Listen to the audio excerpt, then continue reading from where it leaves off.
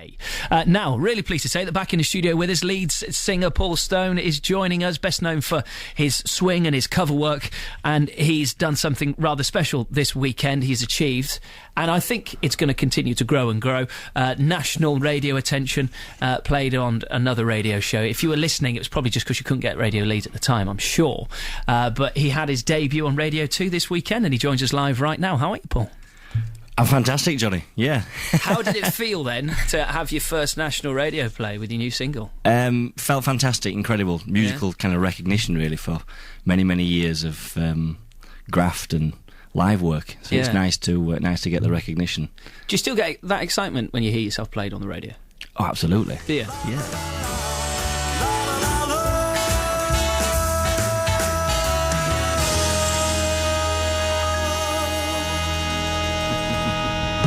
Lovely stuff. That is right there. Brand new from Paul Stone.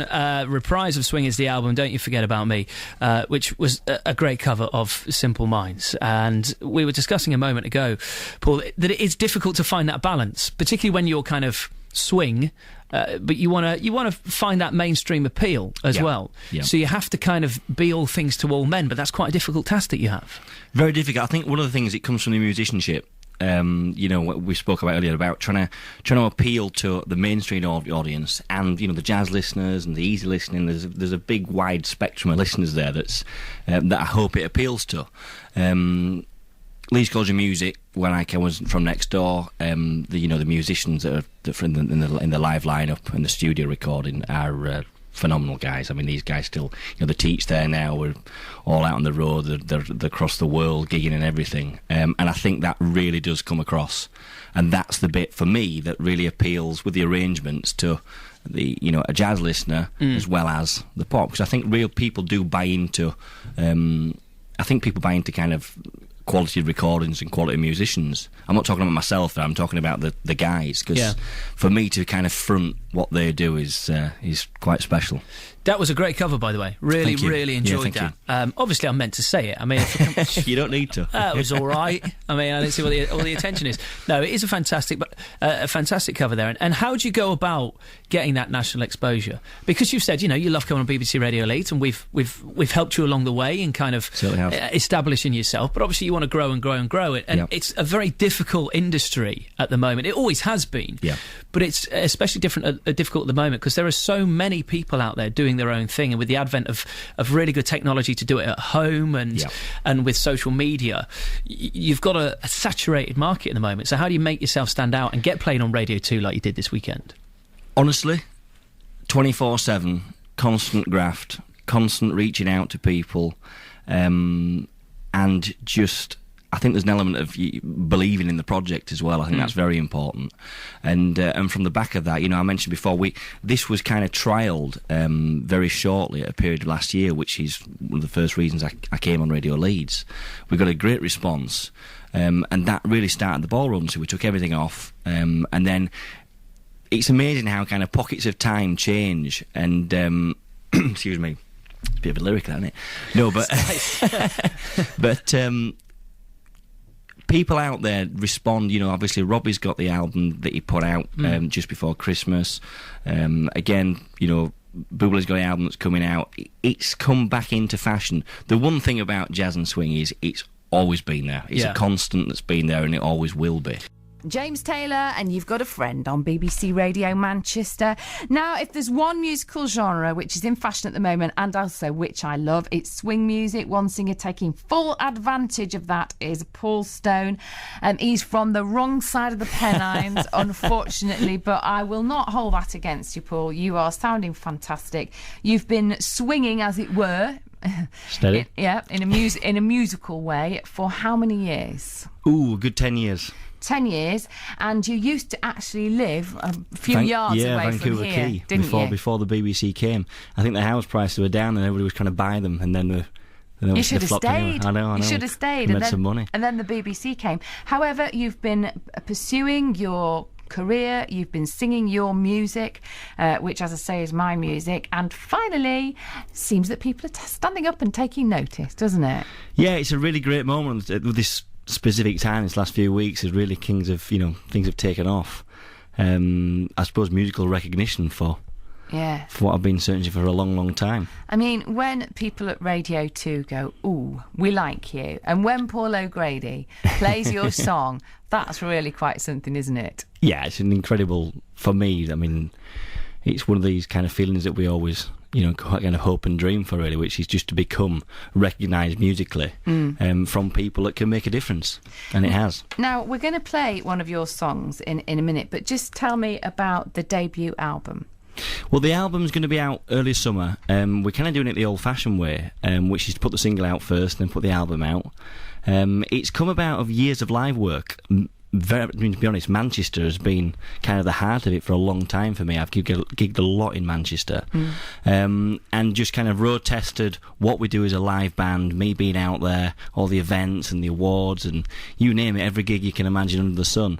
And it's just come about of just a natural progression of being a live musician. But this CD that I've got is really fantastic to look at, actually. I loved it. It appeals to me. Just describe it. Well, it's the old vinyl 45, really. It's just that kind of... It's a CD. Taking us back. It's a CD, but it's kind of pressed and to look like, yeah. Which is fabulous. It took me a long... it takes quite a while to kind of put the package in and the concept, everything together, really. But as you say, it's on trend at the moment, and it's a great time to put it out there. And what is the single? It's a cover of Simple Minds, this one. There's original stuff on the album, but this is the cover. This is Simple Minds, Don't You Forget About Me.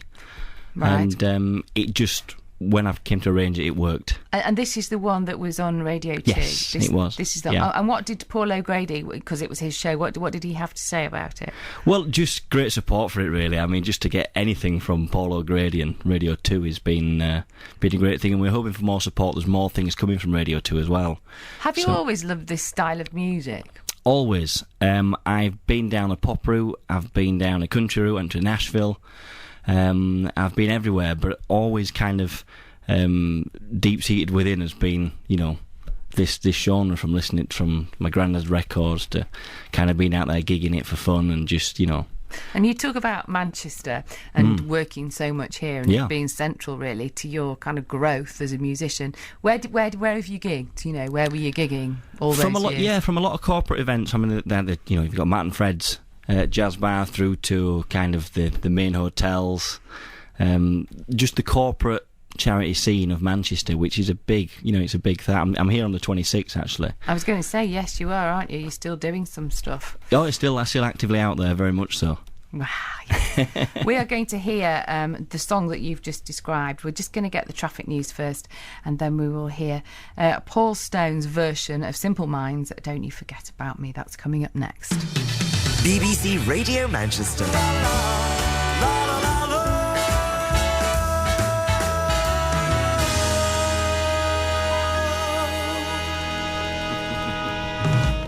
That was fabulous. Paul Stone, his version of course, Simple Minds, Don't You Forget About Me. I never, ever, ever, Paul, would have thought that you could have jazzed up that song. With BBC Radio Sheffield.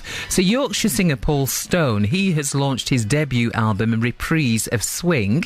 It's an album that actually has got the backing of Radio 2's Paul O'Grady.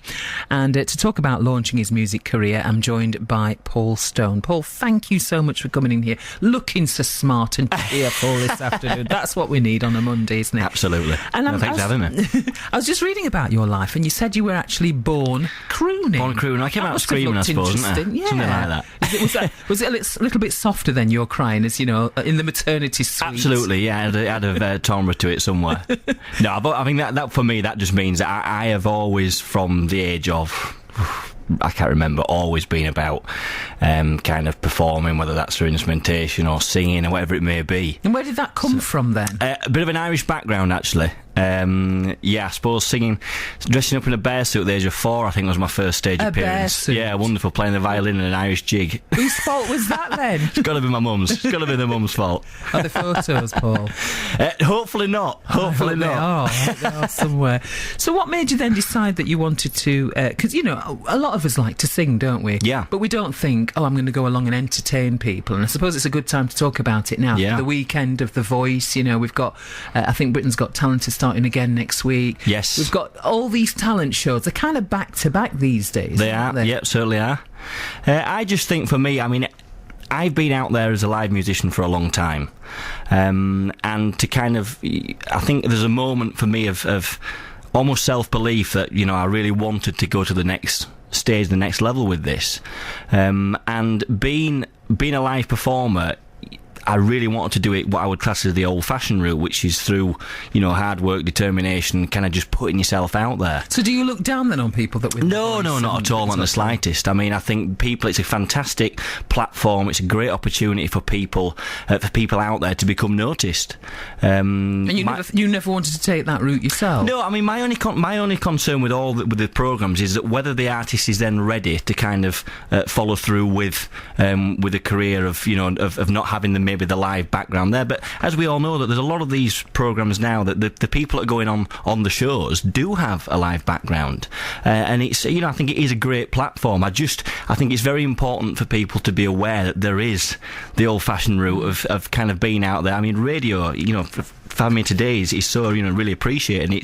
It's radio is so important to get, you know, people to hear your voice and to hear what you're about and what you're doing. Yeah, and what about gigging then? Because that's hard work, isn't it? You know, people think, oh, why doesn't he get a proper job? Gigging's hard work. You know, it's always funny as well, Paulo, and people always say, well, you've only been on stage for 45 minutes, but they always forget about the drive down, the packing of the gear, the kind of driving home, getting home in the service station at 2-3 in the morning. How you feel about it as well, because your emotions are a big part of it, absolutely, isn't it? Yeah, absolutely. But I think if you are on stage and you enjoy being on stage and doing what you do, it's something that really is quite priceless. Really, it's a wonderful, it's a great feeling. It's a great feeling to be recognised, and I don't mean from a you know kind of a personal recognition. I mean from a musical recognition, because people, you know, you work on your craft for a long, long time, and it's just great to get it out there, really, and people to listen to. Well, we're going to carry on talking about that, you know, how you've developed as a performer and a musician. But the gigging, is it about earning a living and going from day to day and just having that audience on a regular basis?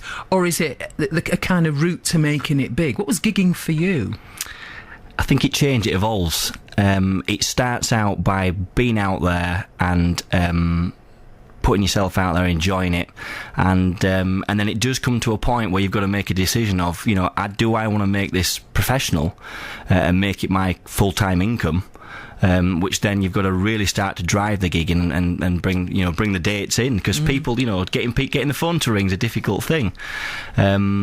And have you done that yourself then, or have yes. you hired someone to help you with the publicity and to reach all people? Done myself. I've been very fortunate now that I've got a fantastic manager based in London called Giles Stanley. Now I met Giles at BBC Bush House. I think it was when I was about 18. What were you doing there then at 18? I would. Brave, we all know. Have you come across the Stage newspaper? Yeah. Well, the Stage always used to, you know, a route to go down and do an audition in London and become the next, whatever it may be.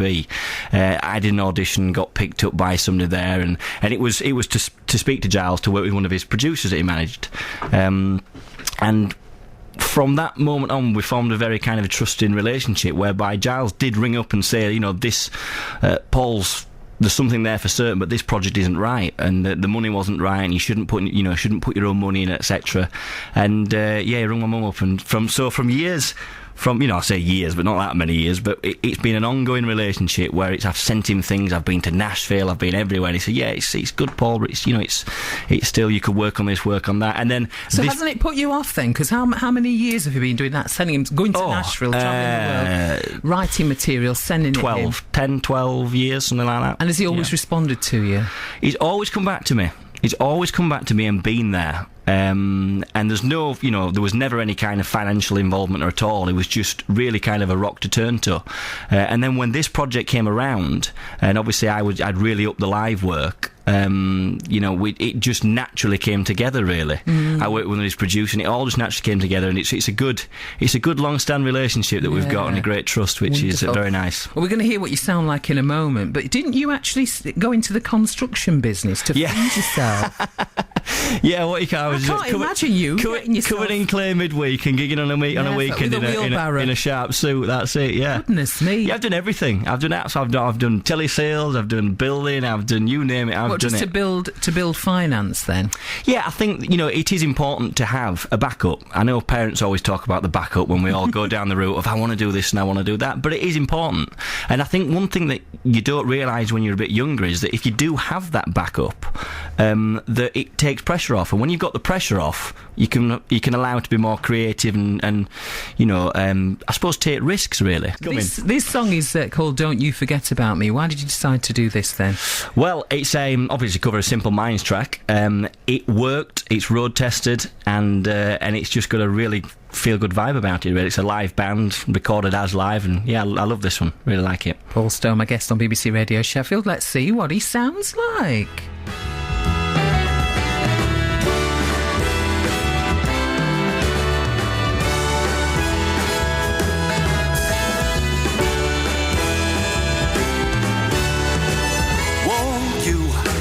About me, I'll be alone, dancing, you know it, baby. Tell me your troubles and doubts, giving me everything inside and out.